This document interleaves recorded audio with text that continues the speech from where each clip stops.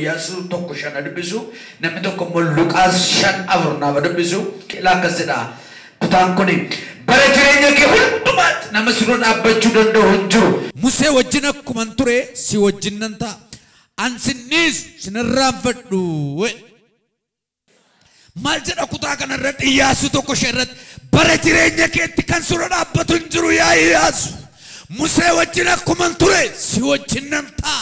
Ati garuu gara bitaatti gara mirgaatti hin gorin. Adeemina ilaali malee si wajjin nan ta'a. Hanga ati jiraattutti si wajjin nan ta'a.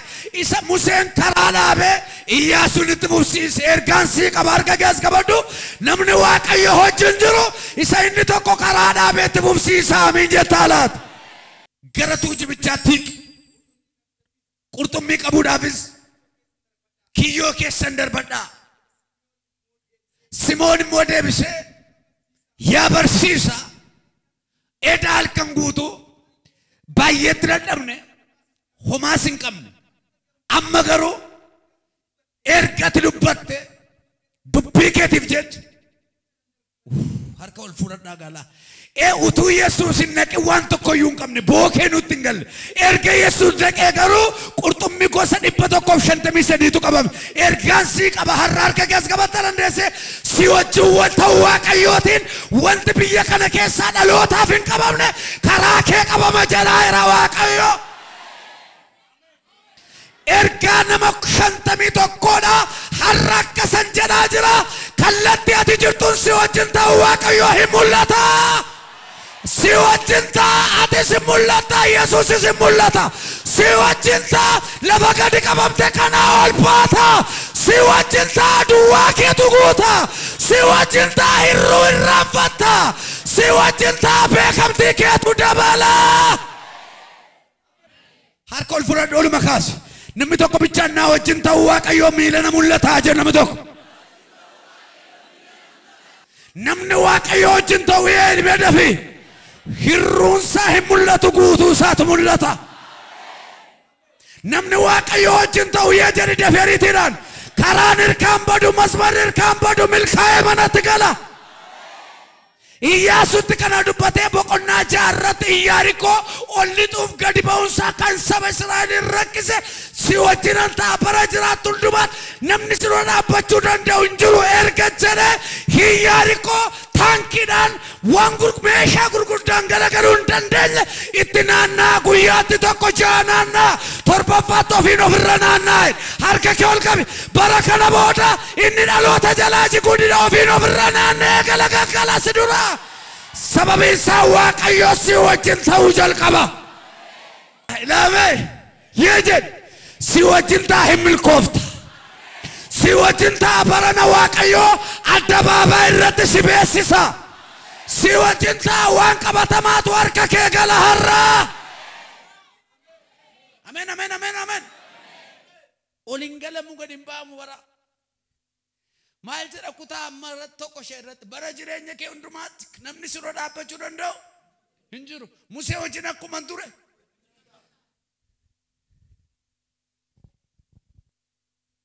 Bara jiraattu hundumaattiidha. Hamma gaafa foon keef lubbuun kee gargar baatutti kan si dura dhaabbatu hin jiru. Musee wajjin akkuma ture si wajjin nan ta'a. Ati garuu bixa mirgatti na jalaan gorin. Iyyaasuun bakka qaaliin kun sagaleen kun waan ba'eef Iyaarikoo gaafa dhaqu guyyaatti tokkitti naannaa. Isa Museen ulee irra kaa'ee ceesaa ture. Isa Museen uleedhaan galaana gargar kutaa ture. Inni immoo miillaan naannaa. Miilluma kenna hojii hojjedha. Miilana miillatti bishooftuu keessatti hin deemtu kanaan xonqaayin asmaatonni warri qorichaan hojjetan harka keessa qabu dheeressiiti. Warri karaa sitti cufan miilana miillatti sochootu magaalaa kana keessaan lafa jiran akka raammoo harca'uu jalqabu jedhaa Waaqayyo. Naannaa guyyaatti tokko naannaanii galu guyyaatti tokko naannaanii galu gaafa guyyaa 6 fixanne torbaffaatti ofiin fiinoo afuufaa. Luboonni dura bu'an faarfattoonni tana afuufaa xurumbaa haddi isa jiguudha gara diinaatti jigedha gara isaanitti gad jigee miti ol jigedha. Ameen ameen ameen. Isa booda hirra yaa'anii deemaniidha gaa olitti galaniidha harka keessa qabadhu ergaan sii qaba qulfii ati takkaa banatte akkatti qabadhaa ariitiidhaan qulfii ati takkaa qabattee hin beekne waaqayyo akkas jedha akkati banattee ol galtuttan har'aa kaasee sirraa banaa'eera waaqayyo. Namni amane tokko jira mee harkas qabadhaa hiriirsadhidha si wajjin ta'u waaqayyo amma har'a mul'atee ba'a mananatti.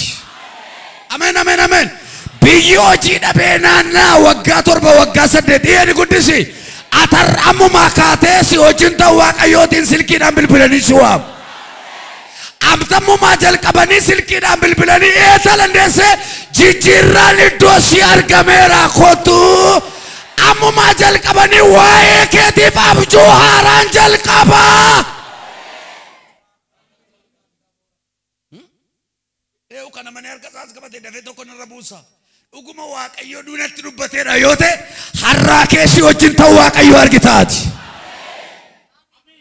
Iliyaasis waaqa isaa waameedha warri Ba'aalis waaqa isaanii waamaniidha. Isinis Ba'aal waaqa keessa waamaanis waaqa koo waamaneedha Iliyaas.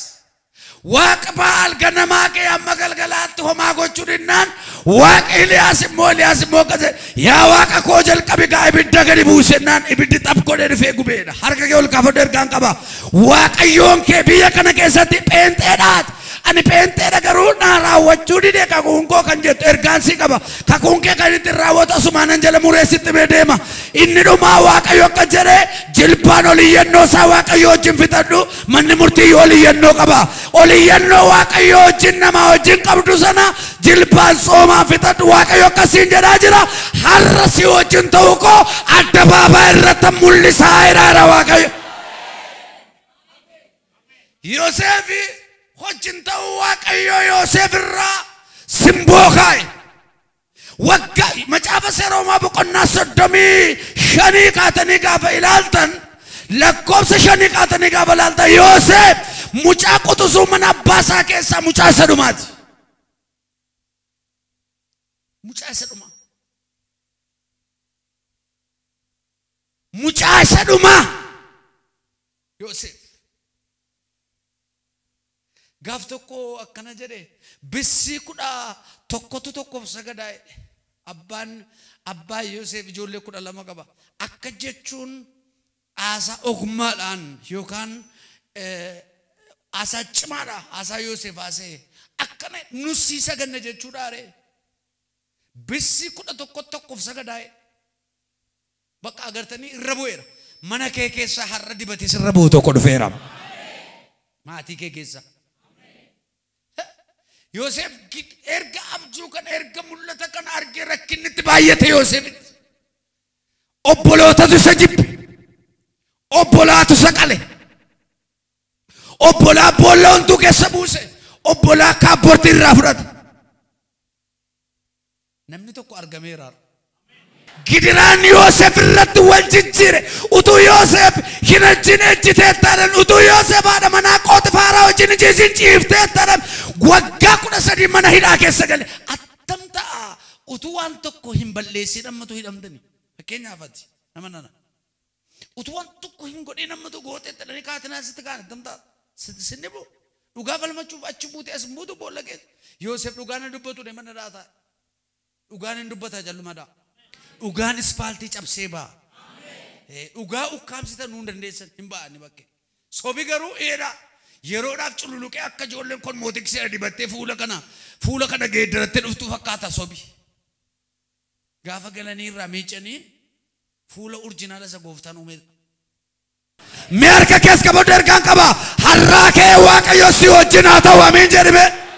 Makiinaa kan jechiise gommaa miti. Makiinaa kan jechiise fireemii miti. Makiinaa kan jechisiise injattu daftee guddiftee injattu motora isaati. Makiinaa gaafa haareessa motora haaressu mooraadii kaatiila hafe'a. Harka keessa qabadhu kiristaala kan jechisiisu yoo Yesuus irratti ulfaateedha. Har'aa kaasee irratti ulfaatu waaqayyo. Nama tokko waaqayyo wajjin ta'a. Nama tokko harka isaa waaqayyo dibe. Waaqayyo ija isaa dibe. Waaqayyo dinqii ittiin godha yoo jedhame yoo waaqayyo isaa wajjin jiraateedha. waaqayyo gaafa si wajjin ta'u halagaa si owwaata waaqayyo gaafa si wajjin ta'u bineensa lagaa si dhagaa waaqayyo gaafa si wajjin ta'u namoota danuu sitti yaa harka kees qabi har'aa kaasee si wajjin ta'uu jalqaba waaqayyo. Yoosef mana hidhaa gaafa gale cal jedhee dhugaan hin dubbata. Obbolaatu wayyaa irraa baase. Obbolaa Yoosef kaabbortii kanarraa baasee abbaa isaaniitti dhiiga reettiitti makanii ilaa of mucaa keessatti jaallattu sadhumaa bineensa hamaatu nyaatee kaabbortii isaa molaali. Abbaan isaa boo'ee haati isaas abbaanis wayyaa gaddaa uffatanidha. Yoosefin inni tokko immoo achi keessaa but godhee butee baaseetu aqee hin gurguranna qarshii 20tti dheedha. Inni tokko horii jaallata, inni tokko uffata jaallata, inni tokko immoo boolla homtuu jaallata. Obbolaa 11 achi keessaa immoo baasanii warra Midiyaanitti qarshii 20 gurguran. Meetii ija 20 gurgurame Yoosef achi taa'e. Barree dhufe, barasii dhufa. Harkas qabadhu mee dafii dheeresi dhuguma dhugaa wangeela sallallabu har'a namni tokko lafa jiru hin mul'atu. Natti meera waaqayyo tuun kadhadhu harka ol fudhadhaa ila namni tokko har'a yeroo kamiin iyyuu mul'ate hin beeku har'a asii gadi ba'ee hojiin ta'uu waaqayyooti namni asii ba'ee mul'atu jira. Ilaala minaan bitamee tuulamee ijoollee Yaaqoob beela'anii Yoosef biyya hormaatti mana hidhaa taa'ee nama dhabame. Yoosefiif jedhamee beelli waggaa 7 dhufe. Yoosefiif jedhamee minaan bitamee dardarame. Yoosefiif jedhamee ijoolleen Yaaqoob hundi isaanii keeshaa guuranii dhufan. Ergaan sii qaba nama tokko si wajjin ta'uu waaqayyo miilanaa warri hormaallee warri biyya lafaallee qalqalloo baatanii fuula kee dura dhaabatu si wajjin ta'uu waaqayyo mirkaneeffata. Wajjin ta'u Yoosef yoo ta'u hojii waaqayyo. Waaqayyo Yoosef wajjin ta'uudha jedhee ijoollee Yaaqoob beelaan. Waggaa lammaffaa isaatti abbaan Yaaqoobis Yoosefis obbolaa Yoosef gaafa Yoosef bira dhaqan Yoosef xaqilaa ministeerii minaanii ta'eera. Itti gaafatamaa minaanii. Gaafa obboloonni dhufan foolii Yoosef obbolaa Yoosef obbolaa isaa fooliidhaan beeka. Fuunfatee laale imboo'ee galagalee gara keenya minaanitti galagalee boo'e warri obbolaa Yoosef maaliif boonsa birrii yoo ta'e baannee dhufne no isa miti itti safaraa mimmaan dhangalaasa itti safaraa mimmaan dhangalaasa qarshii isaan fuudhan immoo utuu mootiin argin irra keessaan guduunfee irra keessatti gad deebisaa ture dhumarratti akkas jedhe inni sin gurgurtanii biyyaa baaftan Yoosef anaadha waaqayyootu fidee minaan kanarra na kaa'e na wajjin ta'uu waaqayyo argitanii isin darbattanii na baaftan isin dhiibdanii na baaftan ani garuu har'a fuula keessan dura dhaabadhee nama minaanii runtee isa kana godheef waaqayyoof galanna ta'u namni tokko har'a hin mul'ata waaqayyo isaa wajjin ta'e isa beeksisa. Yoosefin ammenya gararraa dhaabatanii asii gaditti safaraa turan. Yoosefin gararraa dhaabatanii asii gaditti safaraa turan. Yoosef gajallaa dhaabatee waan obbolaa Yoosef godhan hammaaraa ture. Zaare yeroon geeddaramee barri tokko gaafa dhufu Yoosef gararraa dhaabatee minaan obbolaadha safaruu jalqabe. Ergaan sii qaba har'aa kaatee gajallaatu ta'ee ta'e gararraa baata har'a diyaabasee keelebee. Garbummaan mana Fara'oon jibbee Museen gaafa ba'u garbummaan mana Fara'oon nattaafu coomni jira bara batatteen naanqoo jira bara batatteen oolaa jira bara harka isaa harraabee taa'uu hin danda'a ture Museen garbummaan kun nattaafu dheeba'ee jedha. Musee wajjin waaqayyo gaafa ta'u saba Israa'eliin dhaqee biyya Gibxiitii gaafa harka Fara'oonii baasu waaqayyo isaa wajjin ta'eeti. Meetaa kaasoo kaataarraayaa meetaa laafaatii hiiboo hooyaa karaa kee nama baay'eetu yaa jiraara waaqayyo isa biyya qabe isa sabara qabe isa naannoo qabe isa lachee biyya keenya qabe karaa kee waaqayyo tajjatee bottosee baasa miilana. Maaliif si wajjin ta'uu waaqayyo nama baay'eetu arga har'a. har'a namni sodaachisee gadi ba'u tokko as keessa hiram. Ifaaddiyaa saatarraaya nama baay'ee sodaachisu tokko isa moo ishee miti ishee moo ishee miti maal ishee akkasitti beennaa isa akkasitti no isuma garuu isa jijjiirame waaqayyoota wajjin ta'uusaa mul'isa. Jireenya Phexros du'aa ka'uu booddeetti bu'aa bahii ture. Ani cubbamaadha dha Yesuusin arfataa ture. Jireenya Phexros du'aa ka'uu Yesuusitti immoo Yesuusin dhiisee laga qurxummii dhaqe. Yohaannis boqonnaa 21 lakkoofsa 15 gaafa dubbistan achitti qurxummii qabutti deebi'e. Waggaas kisaaraa waggaa 3 walakkaa sekendii tokkotti gatee biraa deeme. Yesuus Kiristoos dhagna du'aa ka'uu sanbata ganama dhaqee Phexrositti mul'ate qurxummii abidda malee kibritii malee foon waadee kenneefi qurxummicha ofiis nyaatee dinqii hojjete Phexrosin kottu na jaallattaa jedhe Phexrosin du'aa ka'uu dhagaama du'aa ka'uu booddee waan naase sin jaalladhaa yaa gooftaa akkan si jaalladhu atu iyyuu beekta irra tulfaachuuf gaama Waaqayyo wajjin ta'uudhaaf hoolota koo eegi xobbaallaa koo eegi gaa jedheetu utuu isaan ilaalanii hoolaatti kennee biraa ol beeka ergaan sii qaba har'a Waaqayyo sirra tulfaataa amiin jettaa laata. Boqonnaa 13 hojii ergamoota irratti namichichi inni diina waan qajeelaatiin mormu sun Phexrosin horii fudhadhu dibata kee naa laadhonnaan Yesuus irra tulfaatira Phexros horii kee wajjin gadi badi dibati horiidhaan hin geeddaramu ana Waaqayyoon irra tulfaateera ergaan sii qaba namni Waaqayyo irra tulfaate waa baay'ee tuffatee bira darbaa amiin jettaa laata. Rakkina tuffatee bira darbaa hiyyummaa tuffatee bira darbaa ganzaba tuffatee bira darbaa afurri kana si tuffachiisu warraa keessirra haadhuuf. Gaafa Waaqoo sirratti ulfaatu yookaan si wajjin ta'uudhaaf Waaqayyo ofiisaa filannoo geggeessee sirratti hojii jalqabu tokko duwwaa keetu guuta lama kophaa kee hin jiraattu nama baay'ee wajjin jiraattu. Ameen ameen ameen. Ijoollee Zabdiyoos Yaaqoob Yohaannis faatu dhufee isaan gargaareedha. Qurxummii kiyyoosaa 153 goototanii baasuudhaaf hollaa safara dhufee qabeefidha. Kophaan jiraattu. Kophaa harkisaa ture Phexros. Amma garuu daboo waammate. Ergaan sii qaba.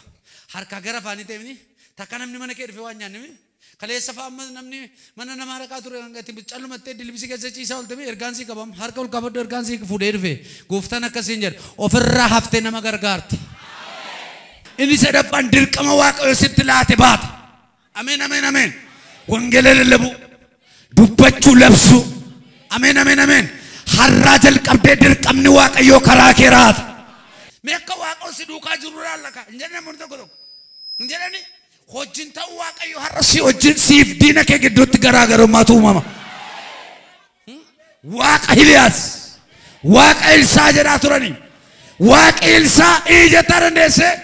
Waaqilsa hamaaketa lagaa waame waaqilsa bishaan hadhaab summii hadhaa qabu mi'ees Waaqni Hiliyaas immoo ibidda waaqa raabus Waaqni Hiliyaas immoo Yordaanos gargar kute Waaqni Hiliyaas fardeen abiddaaf konkolaataa abiddaa tol harkisee fudhatee sokkee ergaan sii qaba siif diina kee gidduu tarra garaagarummaa jabaatu ta'a galata fidaa galata dhangalaasaa Yesuusiif.